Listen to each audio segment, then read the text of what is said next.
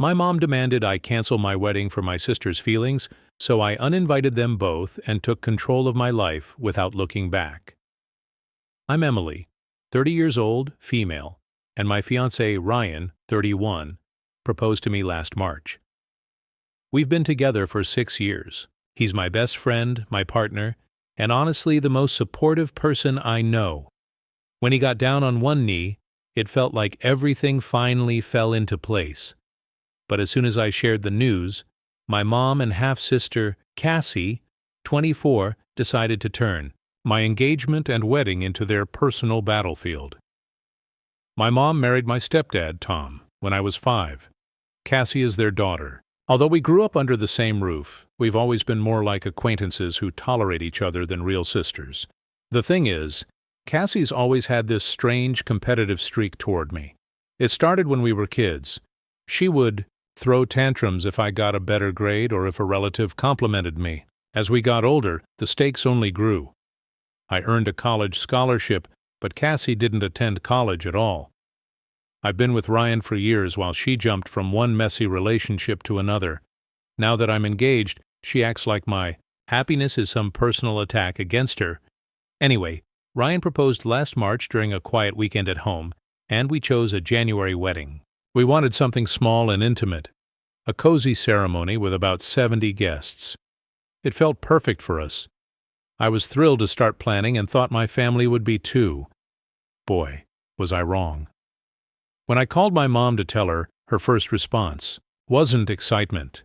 It was, "Oh, Cassie's not going to like this." I laughed it off, assuming she was joking, but she wasn't. Apparently my engagement would hurt Cassie's feelings. Why? Because she was single and still figuring things out. I brushed it aside at first, thinking it was just a strange comment. But then, a few weeks later, Cassie announced she was getting married to a guy she'd been dating for 3 months. Try not to judge other people's choices, but this felt off. Cassie has always been impulsive, but marrying after 3 months to a guy none of us knew didn't sit right with me. Still, I kept quiet. I figured it was her life, her decision, not mine. Fast forward to July. Cassie's whirlwind marriage crashed as fast as it started. Her husband, Jake, cheated on her with her best friend. Just 2 months after the wedding, she filed for divorce. The whole situation was messy and heartbreaking, and I genuinely felt sorry for her. I tried to be supportive, but every time I reached out, I got the cold shoulder. It felt like she was angry with me, but I couldn't understand why. Then it hit me. She didn't want my support. She wanted someone to blame. From what I've pieced together, Cassie believes I somehow caused her rushed marriage. Like my engagement announcement was some challenge she needed to beat. And when her marriage fell apart, I guess it was easier for her to resent me than to take responsibility for her own choices. By fall, things were tense. Cassie and I hadn't really talked since the divorce, and Mom was acting strange. Every time I mentioned wedding plans, she'd get quiet or change the subject. It felt like she was avoiding it. But I didn't push. I thought she just didn't want to discuss weddings because of Cassie's mess. I should have seen the warning signs. Let me tell you, nothing prepares you for being guilt-tripped over your own wedding. I expected wedding planning to be stressful because of logistics or money, not because my own family would turn it into some twisted competition. But here we are. It's mid-November, and Ryan and I just sent out our wedding invitations. I was over the moon, finally feeling like everything was falling into place. That excitement didn't last. 2 days later, I got a call. It was Mom. I remember thinking it was odd since she rarely calls. She's more of a once-a-month text person. But I answered, thinking she might want to talk about the wedding. I should have known better. The conversation started innocent enough. She asked how I was doing, how Ryan was, then casually slipped in, "So, you're really going through with the wedding?" At first I thought she was confirming the date or something. "Yeah, of course. Everything's set. We've booked the venue, caterer, flowers. Most of it's paid for." That's when she sighed. Not a normal sigh, a loud, exaggerated, dramatic sigh that screamed, "You're about to ruin someone's life." "Well," she said, stretching the word out like she was about to drop some earth-shattering advice. "I've been thinking about Cassie, and I really think you should reconsider." I paused, genuinely puzzled. Reconsider what? She hesitated, like she was preparing a big speech. "I just don't think it's a good time for a wedding, Emily. Cassie's still so heartbroken from the divorce, and having a big celebration like this so soon after everything she's been through feels a little insensitive." I honestly thought I'd misheard her. "Wait, you think I should cancel my wedding for Cassie?" "Well, yes," she said, as if it was the most reasonable request in the world. "She's been through so much, and seeing you get married so soon after her divorce is going to hurt her a lot." I was stunned. I didn't even know how to respond. "Mom, we've been planning this wedding for almost a year. The venue's booked, the deposits are paid. How can you ask me to just cancel it?" She didn't skip a beat. "You could always do something smaller, a church ceremony maybe, with just immediate family. That way you still get married, but it's not such a big production. You wouldn't be flaunting it." Flaunting it? I couldn't believe what I was hearing. "Mom, this isn't about flaunting anything. It's about celebrating my relationship with Ryan. We've been together for 6 years. This is our day." She sighed again, heavier this time. "I just think if you really loved your sister, you'd do this for her. She needs time to heal, and a big wedding is only going to make things worse for her." By this point, I was furious but tried to keep my cool. "Mom, I get that Cassie's going through a rough time, but this has nothing to do with her. Ryan and I have been planning this for so long. It's not fair to ask us to change everything because of her choices. She didn't like that." "Her choices, Emily? She didn't choose to have her husband cheat on her. She didn't choose to have her life fall apart.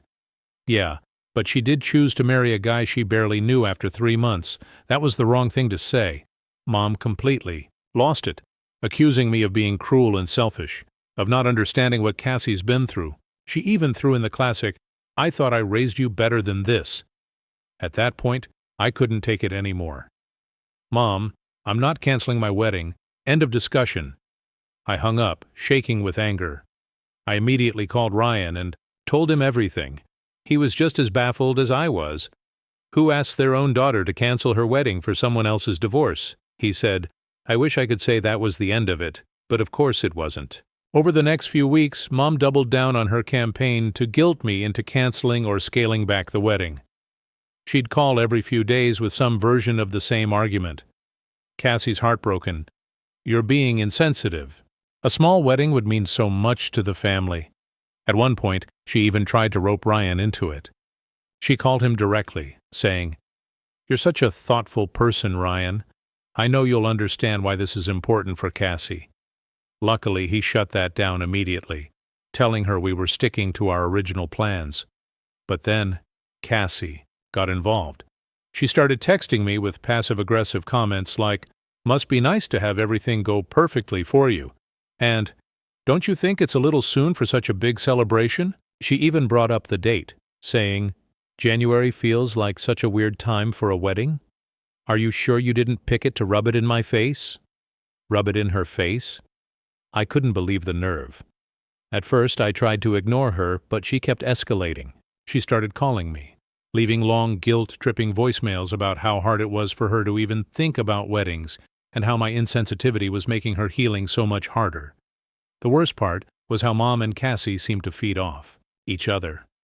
Mom would call and say, "Cassie was crying all night thinking about your wedding."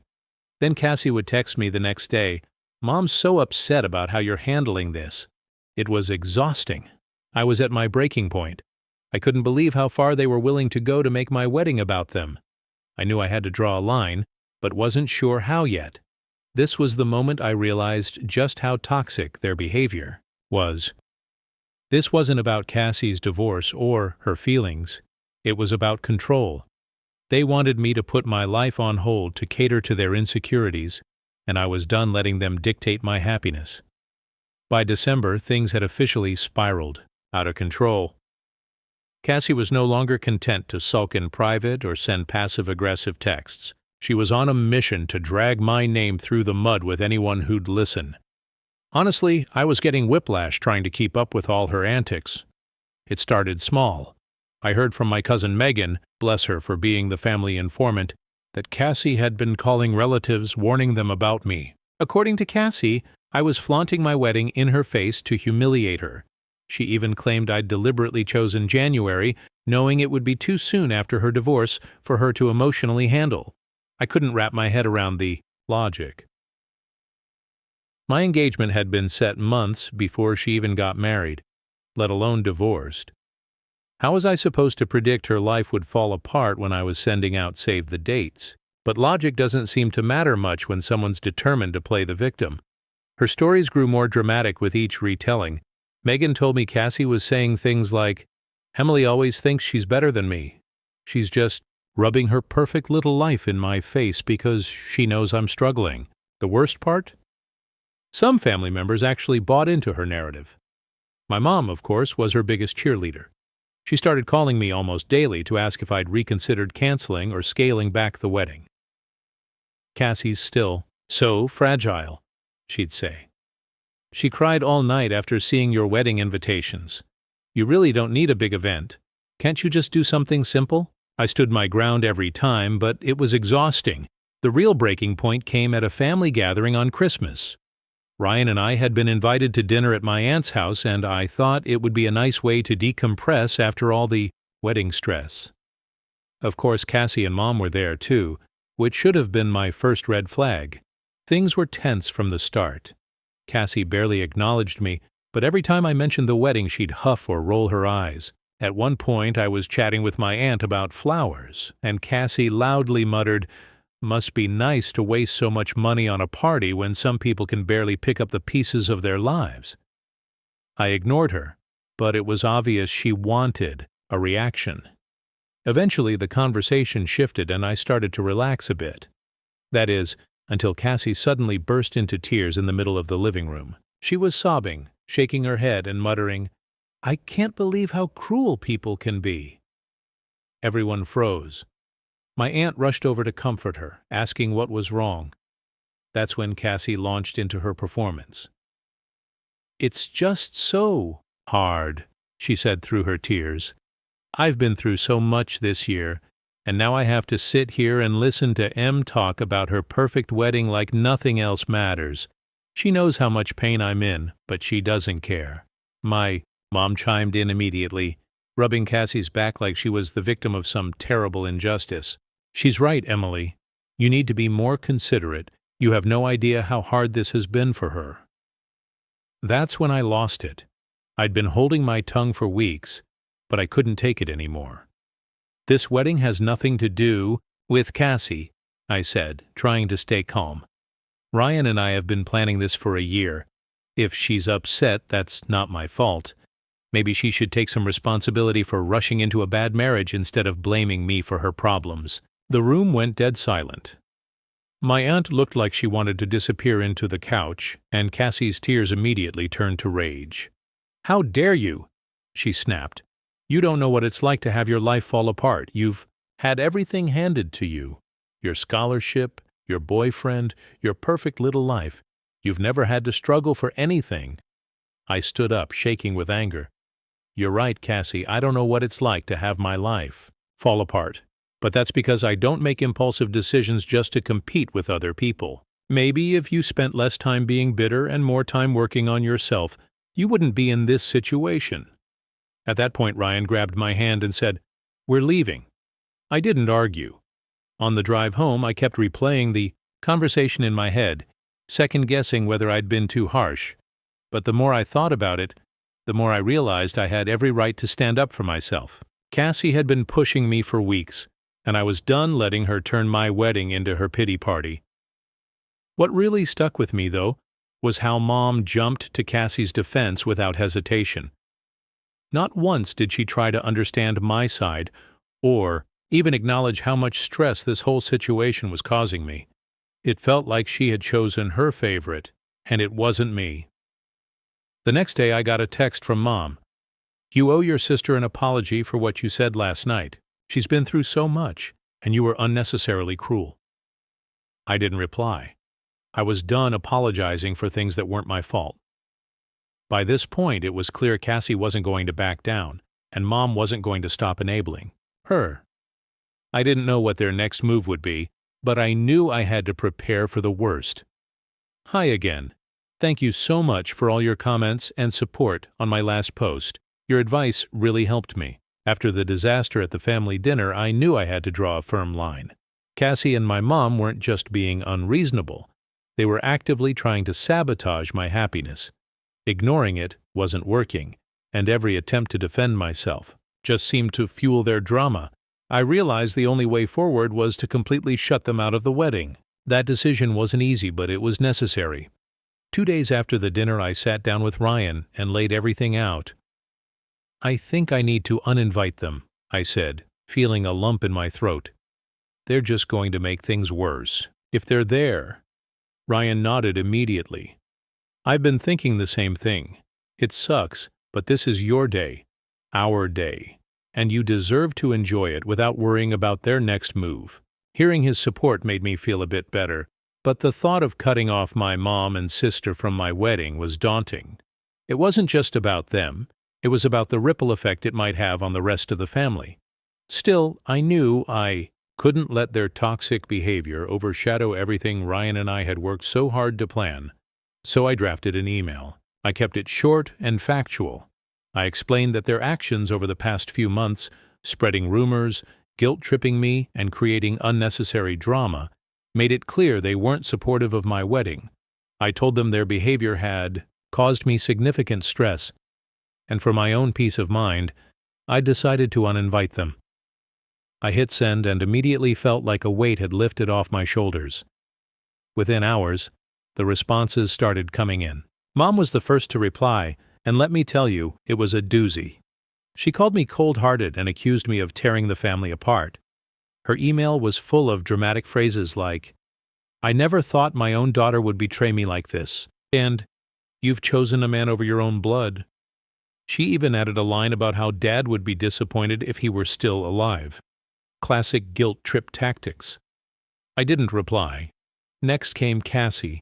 Her response was exactly what I expected, full of anger and self-pity. She accused me of being jealous of her, still not sure what I'm supposed to be jealous of, and claimed I was punishing her for being honest about her feelings. She ended with, "You'll regret this when you realize you've destroyed this family." I didn't reply to her either. The fallout didn't stop there. Over the next few days, I started getting calls and texts from other family members, mostly those Mom and Cassie had already poisoned against me. My uncle called to say I was being immature and should just let it go for the sake of family harmony. A cousin I barely speak to left a voicemail saying, "I can't believe you'd do something like this to your own mother." At first, I felt overwhelmed by the backlash, but then something amazing happened. The people who actually mattered started showing up for me. My dad's sister, Aunt Laura, called to say she was proud of me for standing up for myself. "You've put up with their nonsense long enough," she said. "It's about time you put your foot down." My cousin Megan, who'd been keeping me updated on Cassie's antics, sent a long text. "Don't let them get to you. Everyone who really knows you is on your side." Even my godmother, one of the most no-nonsense people I know, called to tell me I was doing the right thing. "Your wedding should be about love and celebration, not drama and bitterness," she said. Their support was like a balm for my soul. For the first time in weeks, I felt like I wasn't alone in this fight. But of course, Mom and Cassie weren't going to let it go quietly. About a week after I sent the email, I got another call from Megan. "You're not going to believe this," she said, sounding amused and annoyed. "Cassie's telling people you uninvited her because you're threatened by her." I couldn't help but laugh. Threatened by what exactly? Apparently Cassie's been saying, "I'm worried Ryan has feelings for her." Megan said, "She claims he's been flirting with her and you found out, so you're trying to get rid of her to save face." It was so ridiculous I didn't even know how to respond. We both knew there was zero truth to anything she was saying. Still, it was infuriating that she was trying to drag Ryan into her web of lies. "That's just desperate," I said. "No one's going to believe that." "Honestly, most people don't. Megan replied. But you know how she is. She's going to keep spinning the story until she finds someone gullible enough to take her side. I decided not to waste any more energy worrying about Cassie's delusions. At this point, I was focused on protecting my peace and making sure my wedding day went off without a hitch. To that end, Ryan and I sat down to review the guest list and finalize all the details. We reached out to the venue to ensure they had our backs in case Cassie or Mom tried to pull anything. We also hired a couple of security guards to keep things under control, something I never thought I'd have to do for my own wedding, but here we were. Through it all, Ryan was my rock. He reminded me this was our day and that we didn't owe anyone an explanation for protecting our happiness. By the time New Year's rolled around, I felt like I was finally regaining control. Cassie and Mom could spin their stories all they wanted, but they weren't going to ruin this for me. I know it hasn't been long since my last update, but what happened next is something I absolutely had to tell you about immediately. If you thought Cassie's antics couldn't get worse, buckle up. This one takes the cake. By January, I thought I'd seen every shade of her jealousy, pettiness, and manipulative behavior. But what she tried next left me floored, and honestly, a little disgusted. It all started with a weird text Ryan got one evening. We were sitting on the couch, finally relaxing after a stressful day of finalizing wedding details, when his phone buzzed. He glanced at it, and I noticed his face immediately change from relaxed to tense. "What is it?" I asked, already bracing for drama. "It's Cassie," he said, showing me the message. The text read, "Hey Ryan, I really need someone to talk to. I know you probably think I'm a terrible person right now, but I'm really struggling and feel like you're the only one who understands. Can we meet up?" At first I didn't know how to react. On the surface it seemed innocent enough, but knowing Cassie and how hard she'd been working to cause problems, I had a bad feeling. Ryan must have sensed it too because he didn't reply right away. Instead, he turned to me and said, "I don't like this." "It feels off because—" "It is off," I said. "She's never even liked you. Why would she suddenly want to talk about her feelings?" We agreed it was best to ignore her, but the messages kept coming. Over the next few days, she sent Ryan a string of increasingly desperate texts. She talked about how lonely she felt, how she had no one else to turn to, and how much she appreciated his kindness during such a difficult time. Let me remind you, Ryan had never had any meaningful conversation with Cassie. He'd always been polite, of course, but they weren't close by any stretch. So this sudden outpouring of gratitude felt calculated. Ryan was as creeped out as I was, but we both decided it was better to wait and see what her endgame was before responding. Sure enough, it didn't take long for her true intentions to come to light. Later, Ryan got another message, and this one was so blatant it made my blood boil. Cassie wrote, "I've been thinking a lot about you lately. I know it's wrong, but I can't help it. I feel like we have a connection that Emily doesn't understand. I don't know what to do with these feelings." I was furious, not just at her for being so brazen, but at the sheer disrespect of it all. She knew we were getting married in a matter of days, and here she was trying to wedge herself between us with cheap tricks. Ryan, bless him, immediately showed me the message and asked, "How do you want to handle this?" I took a deep breath and said, "Let's not give her the satisfaction of a direct response. Block her number, but before you do, take screenshots of everything." He did exactly that, and we kept the screenshots as receipts just in case she tried spinning some wild story later. The next morning, I decided I wasn't going to let this slide. I didn't respond to her directly. There was no point in engaging with someone so desperate for attention, but I did send an email to my mom and a few close family members laying out what had happened. I kept it straightforward, attaching the screenshots and explaining that this was proof I was right to uninvite Cassie from the wedding. I wrote that her behavior was toxic and manipulative.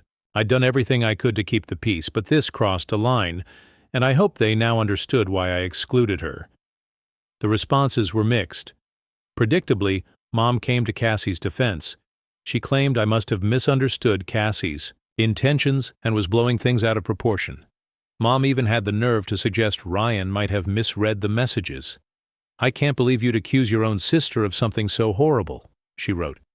"Cassie's just going through a tough time, and you're making it all about you." I rolled my eyes so hard I almost sprained something. By then I wasn't surprised, but other family members were much more supportive. Megan, my cousin who'd been in my corner from the start, called me immediately after reading the email. "Are you serious?" she said. "I knew Cassie was a piece of work, but this is next level. Good for you for cutting her off." My dad's sister, Aunt Laura, was just as outraged. "You're absolutely right to keep her out of the wedding," she said. "She's proven time and again that she doesn't respect you, and this just confirms it.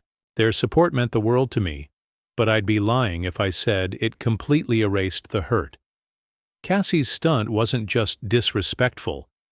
It was humiliating. It felt like she was trying to undermine everything Ryan and I had built together, and I couldn't understand why.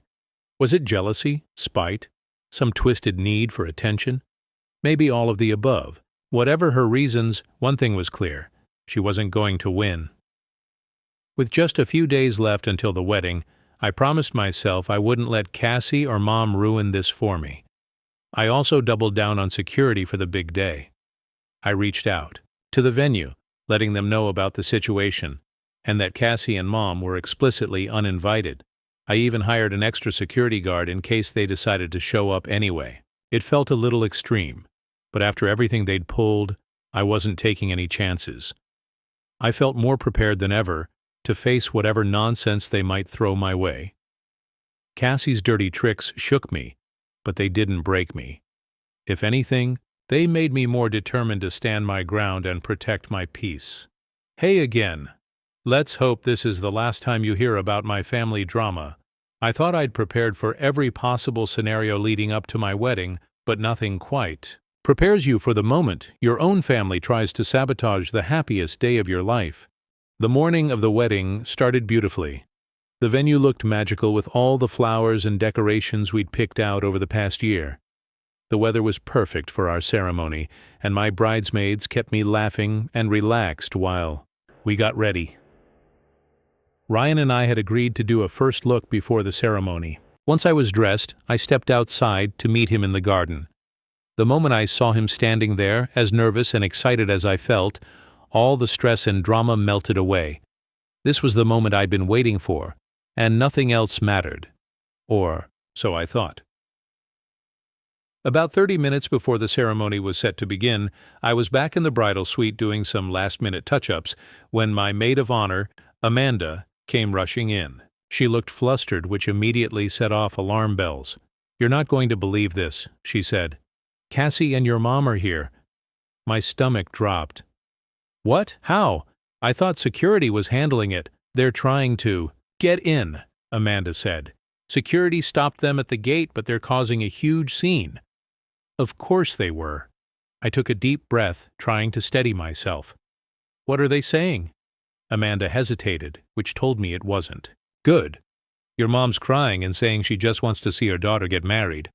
"Cassie's, well, she's screaming about how you're a horrible person and don't deserve this day." I felt my blood start to boil. It wasn't enough for them to make the months leading up to the wedding a nightmare. They had to try to ruin the actual day too. "What do you want me to do?" Amanda asked. "Nothing," I said firmly. "Let security handle it. If we go out there, it'll just give them what they want." Amanda nodded and left to check in with the guards. Meanwhile, I sat down and tried to collect myself. I could hear Mom and Cassie faintly in the distance, shouting and arguing with security, and it took everything in me not to march out and give them a piece of my mind. A few minutes later, Amanda returned with an update. They were refusing to leave. The venue manager offered to call the police, but they worried it would cause an even bigger scene. I groaned. This was exactly why I'd uninvited them in the first place. "Do you want me to tell Ryan?" Amanda asked. I shook my head. "No, he doesn't need this stress right now. Just make sure they don't get anywhere near the ceremony." Thankfully, security was on top of it. They managed to keep my mom and Cassie contained to the parking lot, and eventually the venue staff called a ride service to take them away, but not before Cassie shouted loud enough for everyone nearby to hear, "You'll regret this, Emily.